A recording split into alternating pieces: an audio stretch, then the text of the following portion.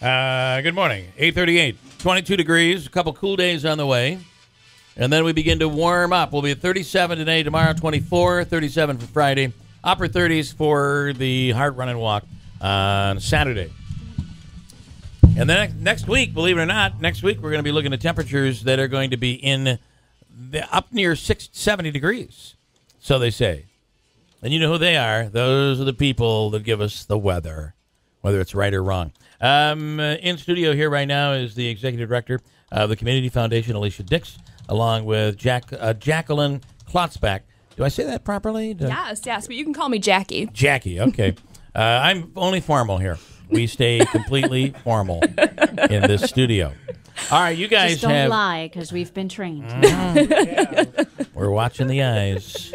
So, tell me this: Don Marinelli is coming to town, and he was coming before, and then it got delayed, and now he's here. But his big thing is, if I'm correct, he's studied other municipalities that have kind of gone through what we're going through right now, and a reinvention and a resurgence, and really kind of picking ourselves up, and we can learn from him, right? That's the plan. Yeah, he is from Pittsburgh, and he was a critical component in the resurgence of Pittsburgh. And if anybody's been to Pittsburgh lately, they can probably attest to the fact that that city has come back, full throttle. And they didn't do it on some of the conventional wisdom. They did it kind of merging creativity, technology, sports, and entrepreneurship. Yeah. And so they really started to grow and pull from within and grow their community, and they have really made the turn. Detroit did the same thing. It was in the midst of the same thing, and he was a big part of that. Don, it comes from Carnegie Mellon, and is kind of world-renowned in the space of theater, technology, and arts. Yeah. But he utilized a lot of that innovation and design work in downtown revitalization and community and neighborhood revitalization throughout Pittsburgh. So he's got a very interesting twist and a fun demeanor as well. When you've spoken with him, is there? I mean, the one thing we talk a lot about here is the naysayers, the people that don't believe it's going to happen, and we hear a lot from them. And it was a pretty vocal group, but I think that has dissipated a little bit. But when you talk to him, was it the same in Pittsburgh? Oh yeah. I mean, he had, and he'll share this. Nobody disliked Pittsburgh more than what he called the Yinzers, or the locals. Yeah. And he had the same mantra, and I think that's what attracted him to us as a speaker.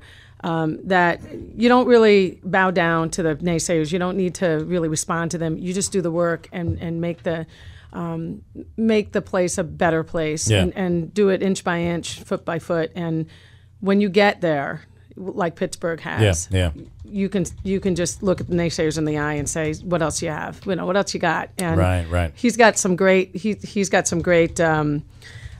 stories regarding how they've dealt with their naysayers, and they're still there, but they really have nothing to talk about. And Jackie, your thoughts? I mean, have you met him, and you know what to expect here? Yes. I've spoken to Don a few times on the phone right now, and he's very, very optimistic and very passionate about the perspective that he's going to bring. He visited over the summer in 2015. And Did we have him in studio? Yeah, he was in studio. And he'll be here again next week. Right. So, he's very, very excited to share his insights and to talk about how we can intersect art, technology, and science in ways that are creative. And really, he believes that revitalization of downtown is core to this project, and we've already seen the benefits of that. So, Alicia, you were in the inner workings of all of this. I mean, you were there at the ground level, and he was in here. He got a chance to see the area, and I'm assuming we toured him around a little bit. What is he going to see different? It's been, about a year? A little over a year? It's been about 6-7 months since he's been here. Anything different here to...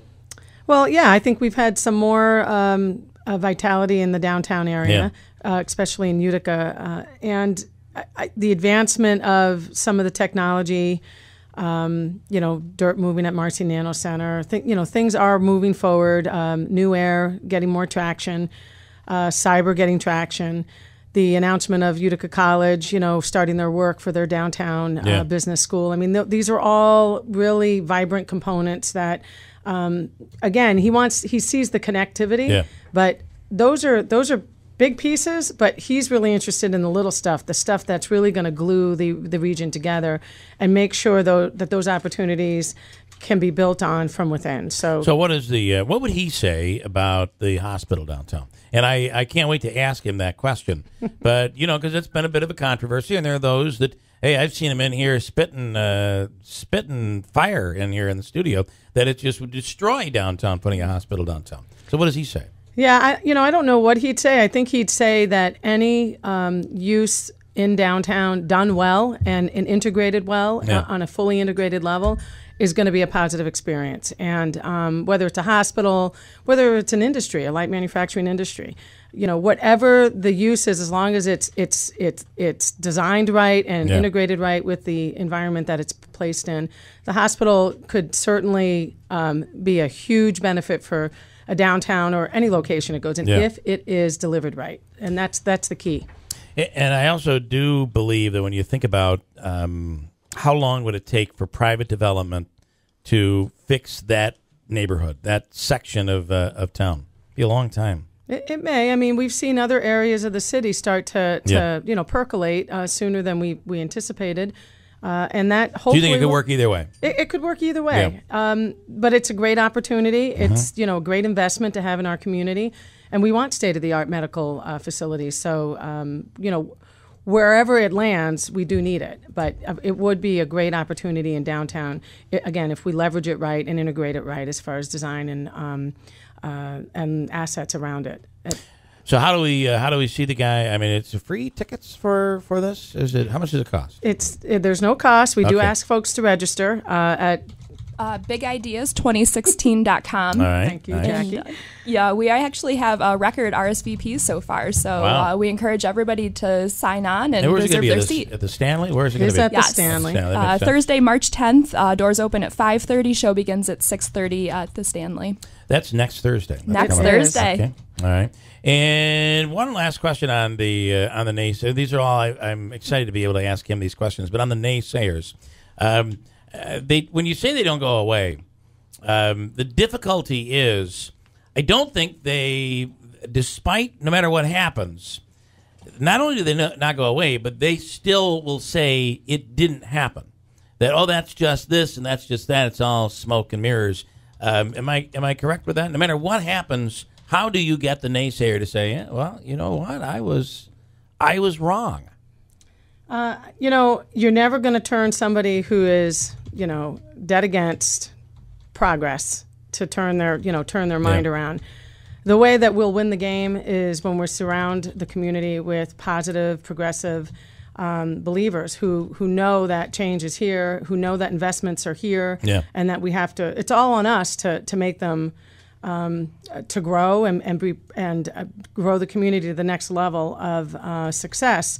And it's ours to lose as well. So if we allow the naysayers to continue to drive our region, or are we going to get a community of positive thinkers and investors and people who are taking their ideas and throwing them, caution to the wind and trying them out, new entrepreneurs, new folks making, new investments in housing and lofts, all of those types of mindsets have to win this game, and you're not going to change that kind of a player. Yeah. They're always going to be there, so we have to surround ourselves with the positive and I spoke with Christine. Did I not just talk to you about this just yesterday, right?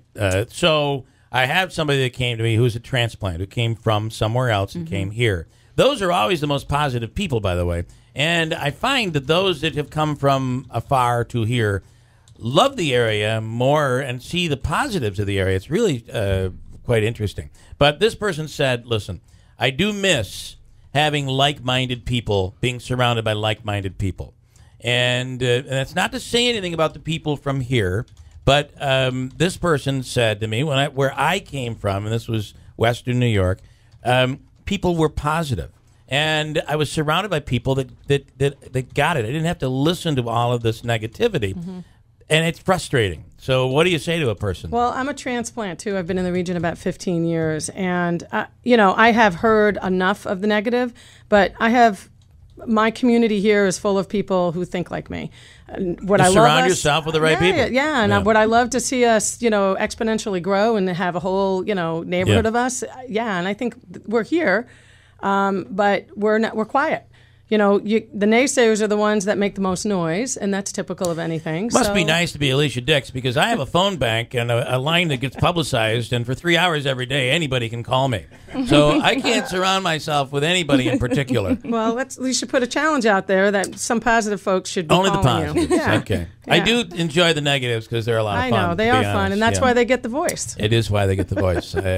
Giving away a little secret there. Okay. So it's next week again. We're going to try to bring him in studio next week. Yes. Thursday morning he'll be here. Beautiful. All right, guys. Thank you very much. Hey, thank you. Appreciate it. Be really big. And again, where do they go? It's bigideas2016.com. It's in show notes today. It's in show notes. Bigideas2016.com. Got a break. 8:49 to WIBX.